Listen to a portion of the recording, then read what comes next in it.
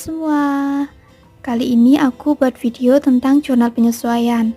Nah, jurnal penyesuaian ini termasuk dalam siklus akuntansi, tepatnya yaitu sebelum laporan keuangan.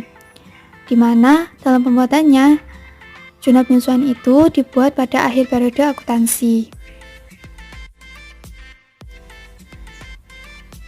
Lalu, kenapa sih perlu penyesuaian? Nah, alasannya yaitu karena ada saldo dari akun-akun tertentu yang tidak sesuai dengan kondisi sebenarnya pada akhir periode akuntansi.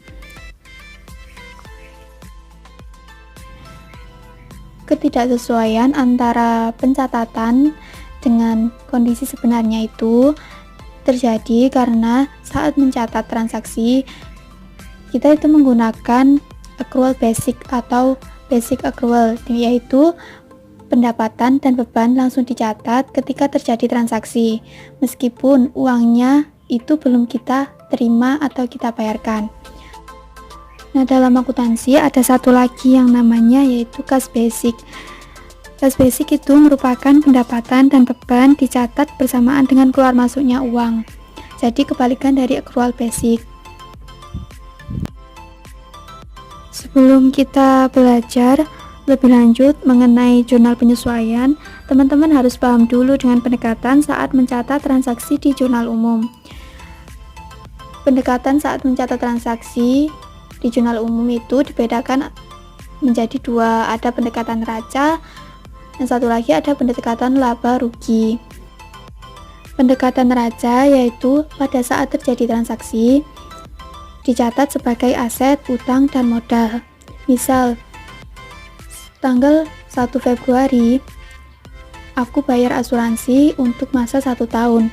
Nah, kalau aku gunakan pendekatan neraca saat mencatat transaksi itu, maka aku catat di asuransi dibayar di muka, yaitu jurnalnya asuransi dibayar di muka pada kas. Lalu yang pendekatan laba rugi yaitu pada saat terjadi transaksi dicatat sebagai pendapatan dan beban. Nah, misalnya ya 1 Februari itu aku bayar asuransi untuk 1 tahun. Kalau aku pakai pendekatan laba rugi saat mencatat transaksi itu, maka aku catatnya di beban asuransi pada kas. Jadi itu bedanya pendekatan neraca dengan pendekatan laba rugi. Selanjutnya yaitu akun-akun yang perlu disesuaikan. Yang pertama ada beban dibayar di muka, lalu yang kedua ada pendapatan diterima di muka, yang ketiga ada piutang pendapatan, yang keempat ada utang beban, yang kelima ada pemakaian perlengkapan, dan yang terakhir ada penyusutan aset tetap. Selanjutnya aku akan bahas satu persatu tentang akun-akun ini. Nah, yang pertama yaitu ada beban dibayar di muka. Beban dibayar di muka merupakan beban masa mendatang, di mana kasnya itu sudah dibayarkan, tapi jasa atau barangnya itu belum diterima.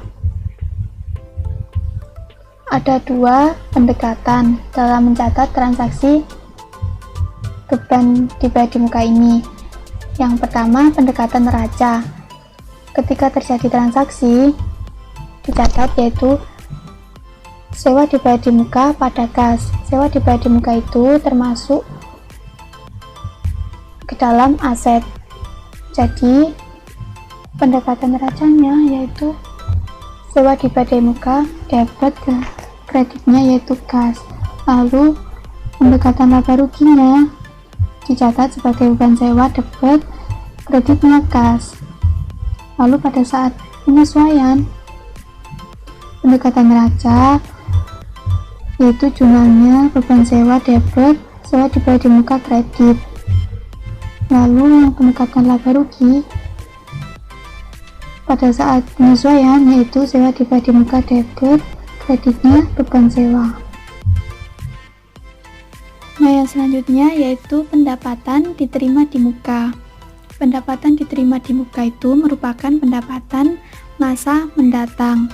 Misal nih, pada tanggal 1 Februari aku terima pendapatan sewa untuk masa 1 tahun.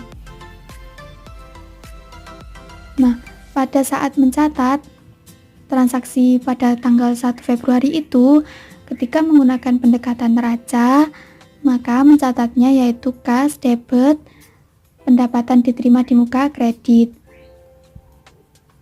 Pendapatan diterima di muka itu termasuk hutang. Hutang termasuk komponennya neraca. Lalu pada akhir periode akuntansi dibuat jurnal penyesuaian karena saldo pada pendapatan diterima di muka ini tidak sesuai dengan yang sebenarnya. Kan tadi aku bayarnya tanggal 1 Februari. Berarti akhir periodenya kan Desember. Berarti yang sudah terpakai atau yang sudah dilalui yaitu ada sebanyak 11 bulan kan. Maka perlu disesuaikan, yaitu pendapatan diterima di muka, debit, kreditnya pendapatan sewa. Jadi itu dikurangi sesuai yang dilalui itu 11 bulan. Lalu pendekatan laba ruginya pada tanggal 1 Februari mencatatnya yaitu kas debit pada pendapatan sewa kredit. Pendapatan sewa ini termasuk ke dalam komponen laba rugi. Nah, pada saat penyesuaian itu mencatatnya yaitu pendapatan jasa debit, kreditnya pendapatan diterima di muka. Nominalnya yaitu yang belum terpakai, yaitu sebanyak 1 bulan. Kenapa? Karena pendapatan sewa ini untuk masa 1 tahun kan, sedangkan yang kita lalui itu sudah 11 bulan. Nah, untuk menjadikan 11 bulan itu maka kita perlu mengurangkan 1 bulan, jadi nominalnya itu yang belum terpakai, sehingga nanti di neraca saldo dari akun pendapatan sewa ini sudah sesuai dengan kondisi sebenarnya, yaitu sebanyak 11 bulan.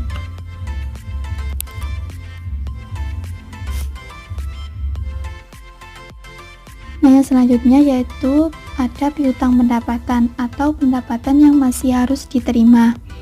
Piutang pendapatan terjadi ketika barang atau jasa telah diberikan tapi belum ditagihkan ke pelanggan, jadi timbul piutang. Maka jurnalnya piutang pendapatan debit, kreditnya yaitu pendapatan jasa. Nah, yang selanjutnya yaitu ada utang beban atau beban yang masih harus dibayar.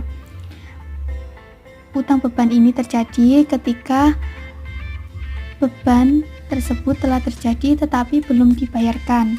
Misalnya yaitu pembayaran gaji karyawan untuk bulan Februari.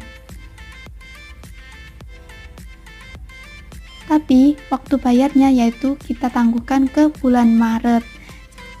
Jadi kita punya utang beban. Maka jurnalnya yaitu beban gaji debit, kreditnya utang gaji. Selanjutnya yaitu ada pemakaian perlengkapan. Perlengkapan yang kita punya tentu pada saat akhir periode tidak sesuai dengan kondisi yang sebenarnya.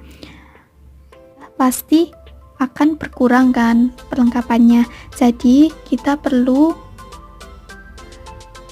menyesuaikan akun perlengkapan ini. Nah, perlengkapan yang sudah terpakai tersebut itu merupakan beban. Jadi jurnalnya yaitu beban perlengkapan, debit, kreditnya perlengkapan. Lalu yang terakhir yaitu ada penyusutan aset tetap. Nah, aset tetap ini menyusut karena digunakan selama kegiatan operasional. Jadi penyusutannya yaitu beban penyusutan peralatan atau mesin atau gedung atau kendaraan, debit, kreditnya yaitu akumulasi penyusutan peralatan, mesin, gedung, dan kendaraan. Jadi sekian dulu video dari aku tentang jurnal penyesuaian, semoga dapat dipahami. Jangan lupa klik tombol subscribe dan like video ini. Terima kasih.